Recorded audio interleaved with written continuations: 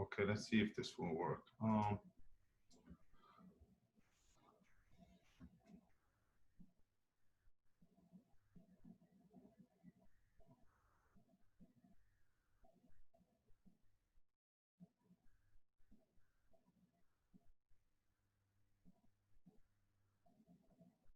So can everybody see my screen? Yeah. I can see it. Yep. Yes. Okay. Yes. Okay. Okay. That's good. Let me open. At least we got that out of the way. Okay.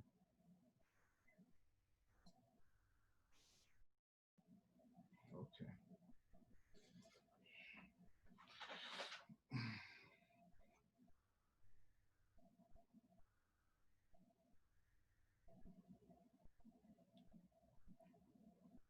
Okay. So, can you see the first slide? No, I don't see anything. No. Not yet. Okay.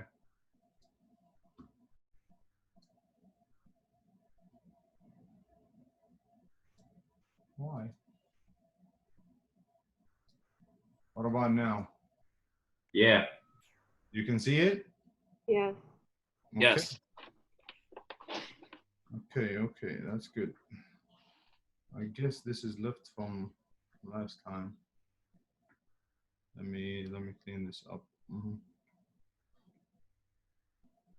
Not clean it.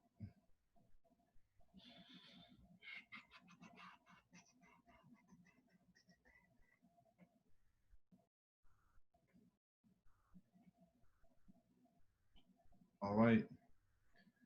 So when we talk about permeability, what comes to mind? Just when we say something is permeable or something is impermeable. Water can go through it.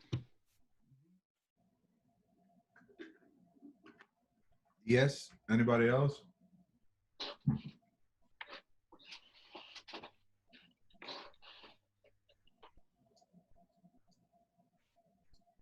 So permeability is just simply defined as how much water can flow through the soil in a particular time. And it is very important for engineering purposes, specifically for building. So when you're trying to build something like a levee, like a dam, if you're trying to build a roadway, it's very important to realize what kind of drainage you would like to have.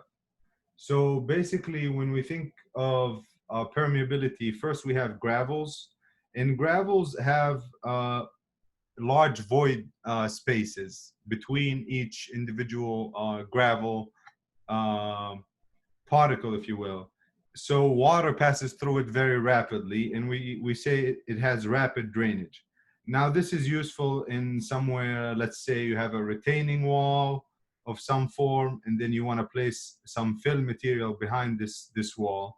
So you would want in this area, just like at the back of the wall, to have some form of gravel or fine sands with gravel, because you don't want pore pressures, water pressure to build up behind the wall and cause a failure. If we talk about fine sand is still permeable, but it has moderate drainage. So it has less less voids in general, void space in between the sand particles. So water still can pass, but not as quickly as in gravel. And in some cases, we might need to use clay. For example, there are what are known as clay liners. These liners are basically when you have a landfill and you don't want any of the toxic liquids flowing from that landfill into groundwater, you will enclose it with what is known as bentonite clay liners. In these clay liners, once they absorb moisture, what happens with them, they become like a containment liner. So they prevent any liquid from flowing through them. So you see here, clay has a slow or no drainage sometimes. And that's what we mean by clay liners. A solid rock is impermeable. I don't know if some of you are in hydrology, but basically for all our purposes, we consider it, it's not permeable. Water cannot go through it. And sometimes water can go through rock if it has some cracks, deep-seated cracks, but it's not within what we do in this lab. We're not going to test any rocks, although there's a lot of geotechnical testing that is done on rocks, because most of the time when you're doing oil and gas exploration, you will have a lot of rock that you need to drill through. So you need to figure out how strong is this rock, where is this rock weak, where is it strong. So you will need to do that. So if you look around New Orleans, most of the levees that are here are earthen levees, just like the levees behind UNO. So these are made of soil, and their permeability determines if they are going to be stable enough to resist the water pressures that they are being subjected to. So we need to find out the permeability of that specific soil. And the reason why we need the permeability of the specific soil is it's kind of like if you have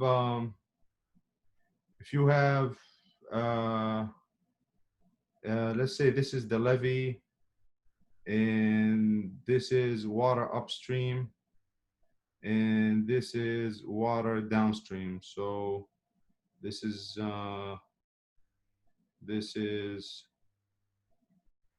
delta H, and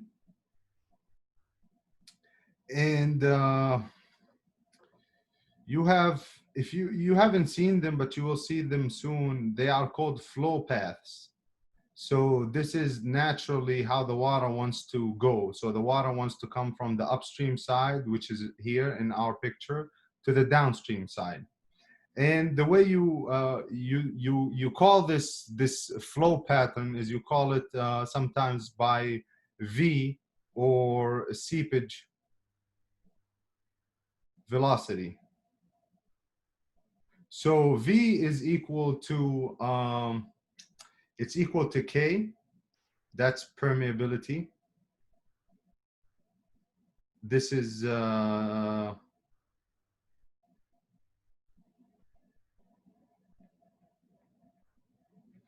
and then it's multiplied by delta H over L. This delta H over L is known as hydraulic gradient.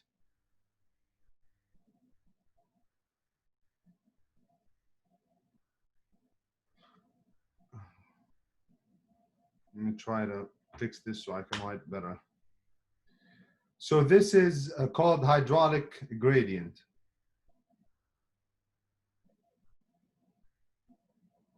Not much better. Anyway, this is L. This is the length of the seepage path. This is L. So when L is increased, what do you think is going to happen to the seepage velocity, which causes these kind of failures? Decrease. Decrease. Yes. Yes. And if we increase L, what happens to the seepage velocity? Provided that we keep the delta H constant and the permeability constant. Increase. Increase. So if we increase L, we're going to increase V? No, decrease. Or decrease, yeah. Yes. So it would decrease. So basically, that's why you actually need to know the permeability of that particular film material, and you need to know something about these flow lines. And most of the time, I'm sure everybody here heard of sheet piles. Everybody heard of sheet piles? Or cut-off wall? Did you hear about that? Not really. Not really. So sheet pile is just it's just simply like a metal sheet that is placed into the ground to to force this flow path to go underneath, thus increase the length of the flow path and decrease the seepage velocity, so you don't have what is known as piping failure. So you get that? So it's just a cutoff wall where it's not going to allow the flow of water to come this way and be very short, thus increasing the seepage velocity, thus increasing the piping failures, just like in this picture. So that's why they use cutoff walls and sheet piles and all that in all over Louisiana, in any coastal city, or actually for that fact, in any earthen dams, because permeability and combined with a high seepage velocity is the reason why earthen dams fail all over the place. So that's the number one reason why not sheet piles, why levees fail. Earthen levees, so ones that are made with grass, just like the one behind UNO, and the ones are all over this area. So that's why we need this this information about permeability. If you look at this slide, this shows another similar type of failure, piping. So you would have an increase in the seepage velocity. It will move material around with it, and then you will have a break in an earthen dam or earthen levee. Earthen means there is no concrete or steel. It only has soil. It's composed of soil, and most of the time it's composed of some kind of geotextile or geogrid, and we'll get into that later. So we have two types of permeability test. We have a constant head test. This is the ASTM standard, ASTM D2434. And we have a falling head test, ASTM. There's no standard for this one, but I mean, it's commonly done. And I'm sure that there's AASHTO standards or guidance about it. This is the flow, just like any flow per unit time. And this is K, the coefficient of permeability. This is the hydraulic gradient that we talked about. It can be delta H over L. And this is A, this is the area of the flow. So if you have a soil that, like, let's say it's a circular soil, this is the area that this Q goes through. This is A. This is all A. And that's the equation that we use. We can use it in different ways. We can have a certain area in a certain discharge or flow per unit time, and we select the appropriate value for K, meaning we select our appropriate material to make sure this Q is below some critical value. Now for the constant head test, we perform that test on the constant head on coarse-grained soils.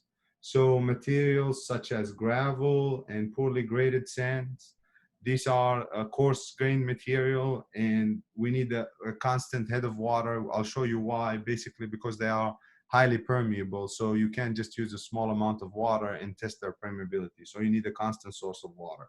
That's why we call this a constant head test. A constant head is applied to the sample, and flow is constant through the sample. That's the constant head test. We'll talk about it in more detail. The falling head test is basically done for clays and silts and clay silty sands. So the clay silty means it's just a mixture of silts and clays, and there's a little bit of sand in there. And this one, it's different because you sometimes, let's say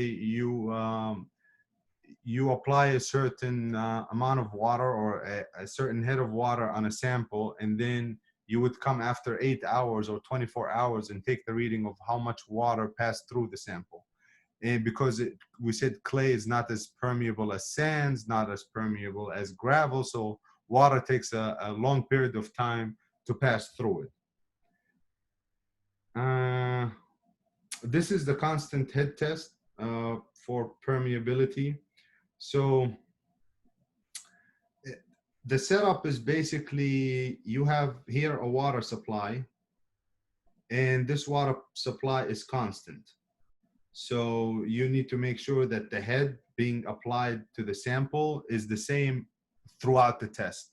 And that's why you have a water supply here and you have an overflow pipe to make sure that this height of water is constant throughout the test.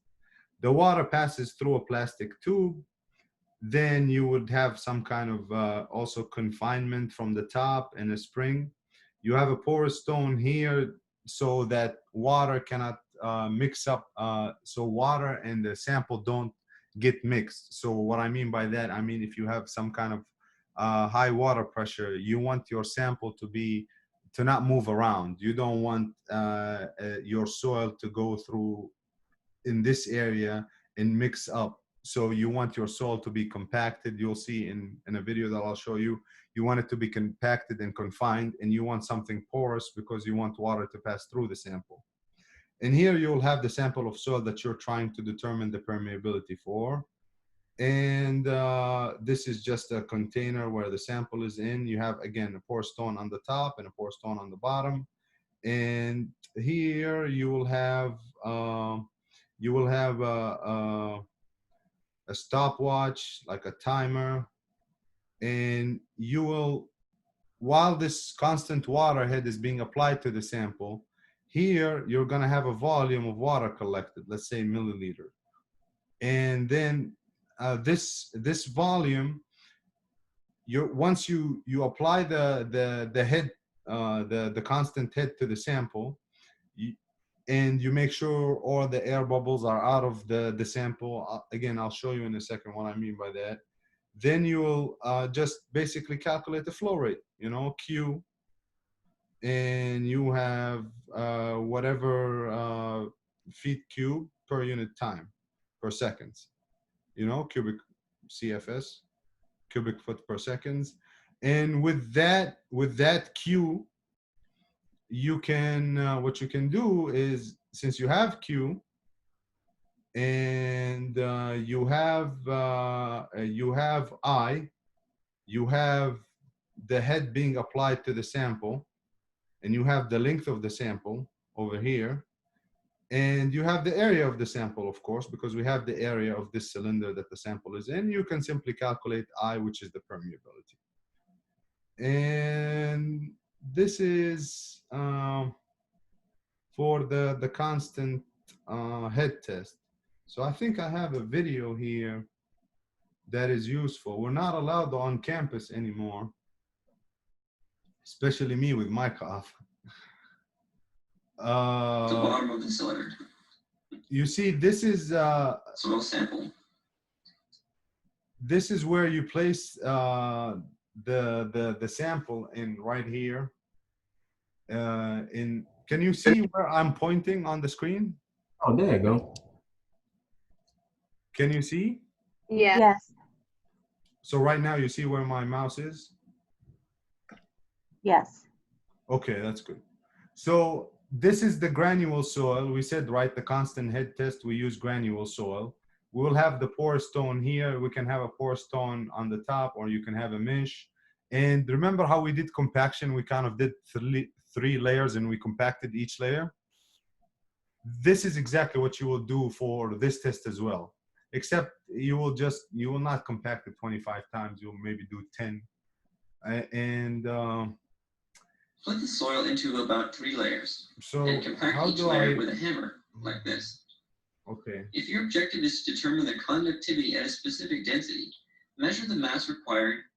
So you see, he's compacting the soil just like we did in 3 layers. Then he has the mesh or the porous stone on top, and you just apply And connect the tubes for the 2 manometers. You apply a constant head at the top of it, and then here is where you will take your measurements, which is the volume of water that will be collected when you're trying to take a reading. And on top, there will be the water And the supply, two outlets on the side. which will be constant. You see here, it will be constant and it will be applied through the sample.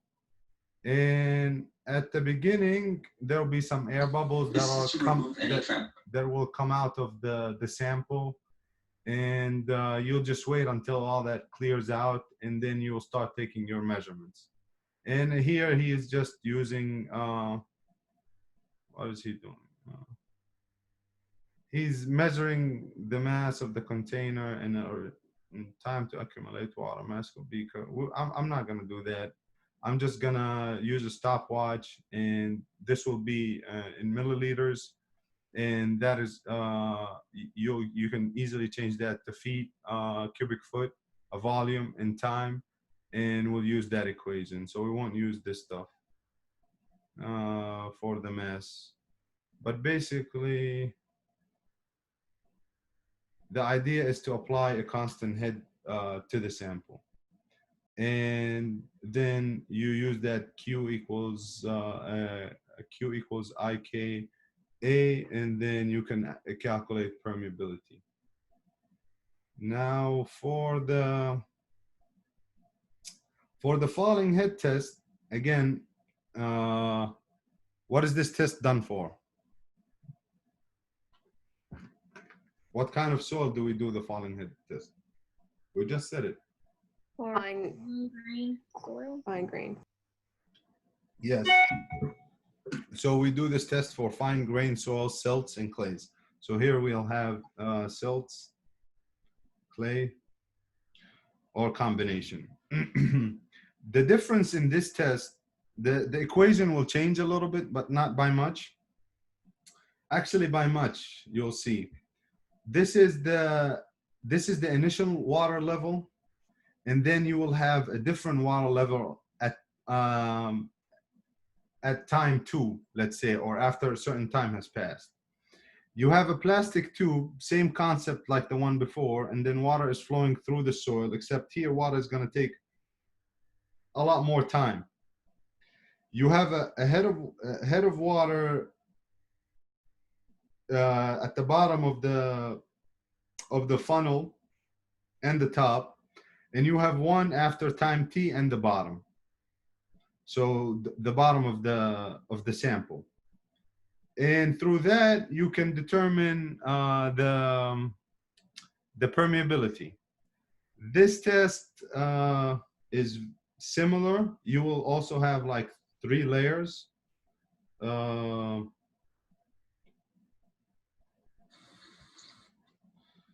I think.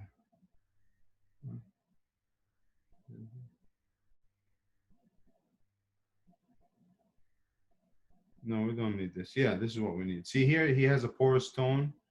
Then the same kind of, this is a similar device, but if you see the material, it's like fines in there. Into about 3 layers. 3 In layers. this experiment, we are using a fine-grained sand, although this test is best done with silts and clays. So again, you'll have a pour stone on top. You'll seal this. I'll show you the equations. Don't worry about the equations in here.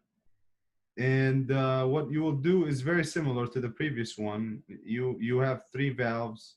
You have one on the top, one on the bottom. You will first saturate the sample, make sure all the air bubbles will go through the whole sample, and then you will apply a certain head, and then you will see what's the drop of water level, and then through that drop you can use this equation. And I have here the equation that we will use for this falling head test. So here, this is the area of the manometer tube. This is the, why can I do it? Come on. Okay.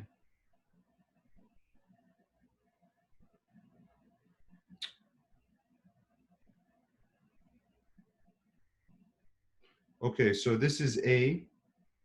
This is the length of the sample.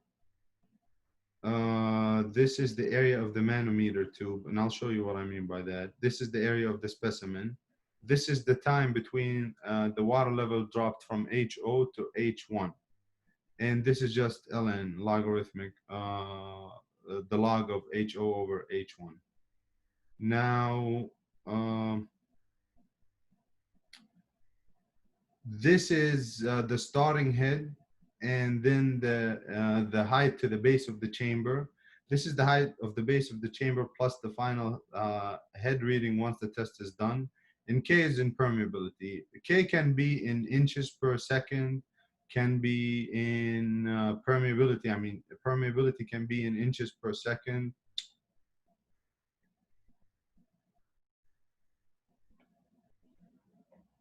Okay. Now what? Why can't this go away? How did I get it away? Okay. So permeability can be in inches per second, can be inches per day. Sometimes it's inches per year. And the height to the base of the chamber and the height once the testing is done. Let's see if this is, we can see it from here. This is a tutorial for the hydraulic conduct.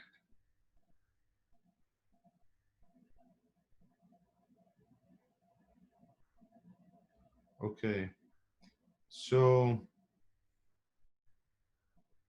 you see, because why I wrote in that previous note the height to the bottom of the chamber, because if you see in this picture right here is where the head of water, but we don't need the head of water to the top of the chamber. We need the head of the water to where the valve, the outflow valve, is at the bottom. So that's why we need to add the length of the sample to it, because we need the whole height. That's the total head that we need in this equation.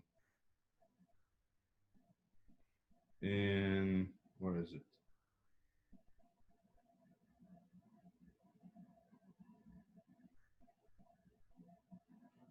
In this one.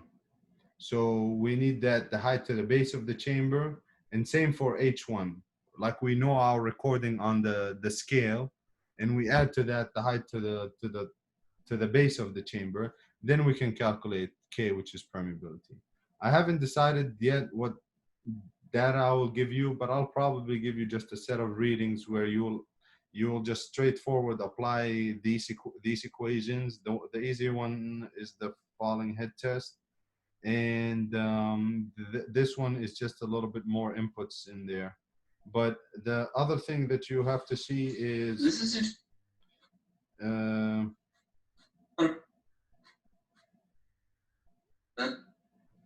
yeah, so this is the pipe falls. This is basically the scale that you read your H1 and H2. So H1 will be, for example, 96 on this scale. Then after 8 hours or after 6 hours, it will be 96 or 96.5. So that's what I mean by H1 and H2. And I think that's it. Do you have any questions on this? I have a question. For both of the tests, when he's compacting the soil, is it like 25 blows also, or is he just like hitting it how many ever times? No, it's 25. You can use 25. Yeah, you can use 25. Yeah, you can use 25. You just need to specify kind of what you're using, because it's important. Like, for example, he used the weight of hammer, which is very small.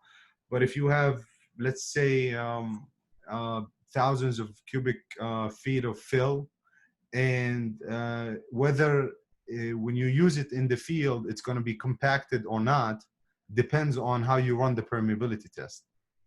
So whatever the project specification is, let's say the project specification said they will compact it in 4 layers of 12 inches.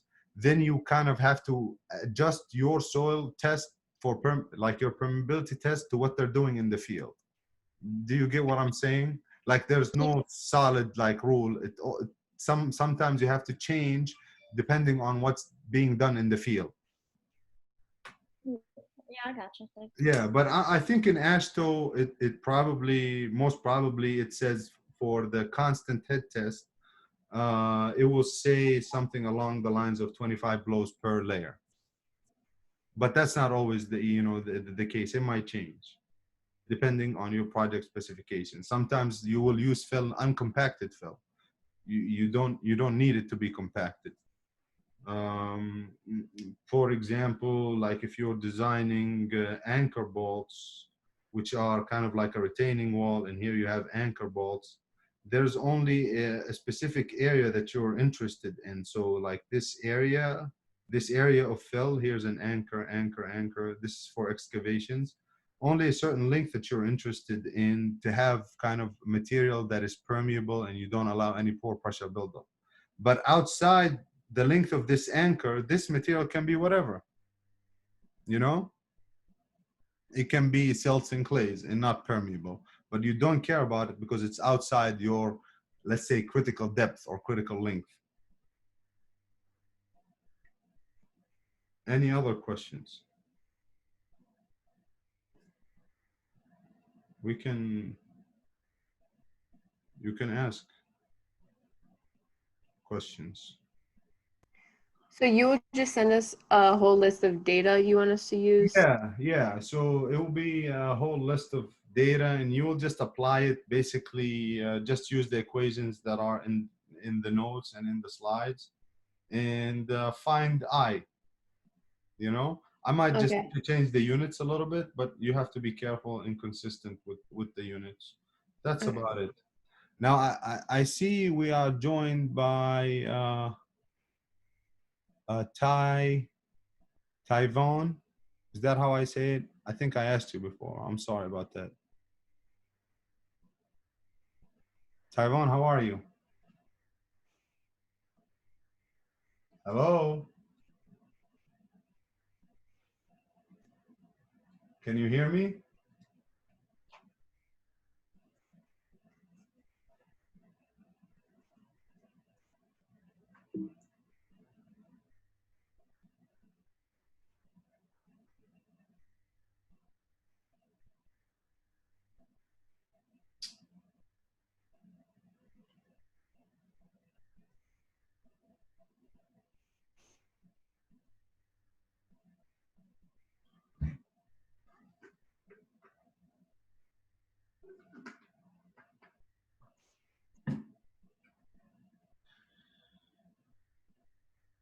Okay. Muhammad, can you hear me? I want to ask you questions, guys, because this is your midterm. It's live. Very simple. One question.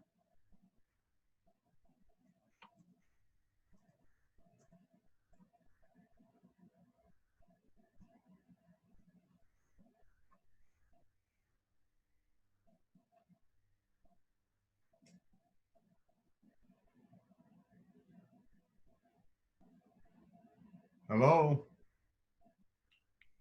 Okay. Can you hear me?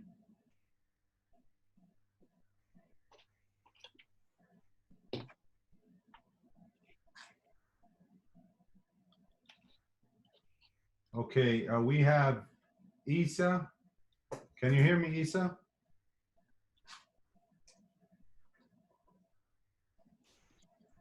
You have to click on a chat window, then you will see what I'm typing. Can everybody else see what I'm typing?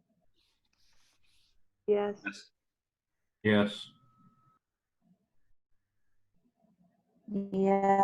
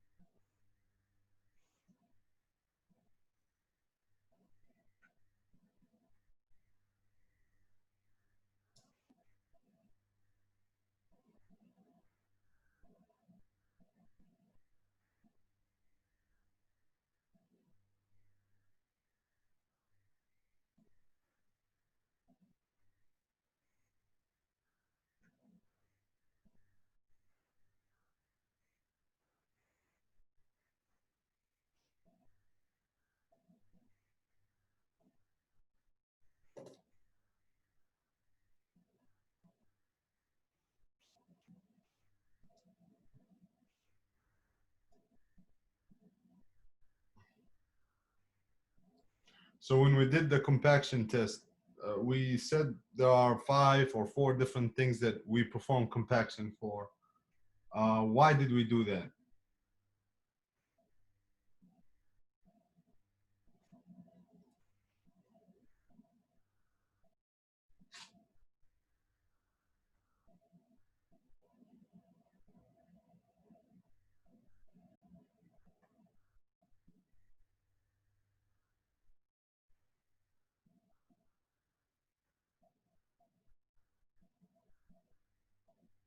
Yes, to increase the soil strength, to increase.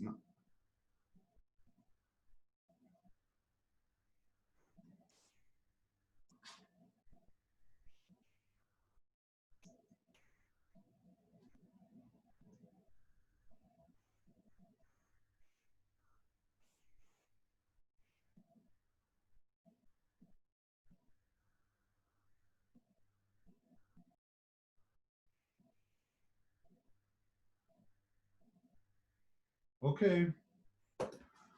I think that's it. I'll figure out how to do the rest. But the idea behind me asking you a question is to make sure you go back and look at your slides and see what we did before. It's not every week you don't see something, you'll forget it. So you'll forget lab 1 this quickly, lab 2 this quickly, and then come the end and you will not see this.